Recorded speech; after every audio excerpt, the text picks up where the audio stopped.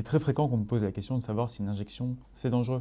Alors déjà, il faut savoir que les injections de cortisone sont un traitement extrêmement fréquent, utilisé depuis des décennies. La cortisone a mauvaise réputation, et c'est normal, car elle a des effets secondaires assez importants quand on la prend par voie systémique, c'est-à-dire principalement en cachet. Il y a de très nombreuses études qui ont évalué la cortisone en injection dans l'épaule, et le profil de sécurité est tout à fait satisfaisant. Il faut également savoir que c'est un produit qui est très efficace pour les douleurs à l'épaule, même s'il n'est pas suffisant pour traiter entièrement la pathologie de l'épaule. Il faut généralement y associer de la rééducation. Est-ce que la cortisone augmente la glycémie? Oui, elle peut l'augmenter de manière temporaire.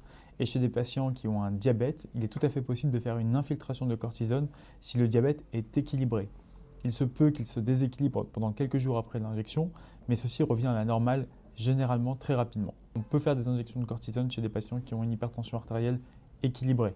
Il n'y a aucune preuve dans la littérature scientifique qu'une prise de poids est associée à la prise de cortisone en injection.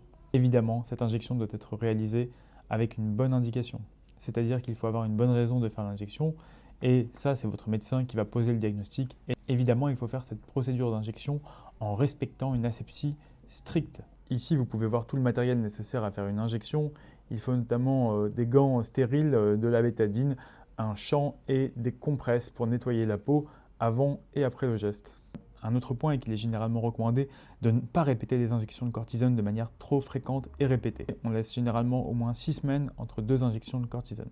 Alors pas de panique, pour résumer, une infiltration de cortisone à l'épaule, c'est tout à fait différent qu'un traitement par cortisone par voie orale pendant plusieurs semaines.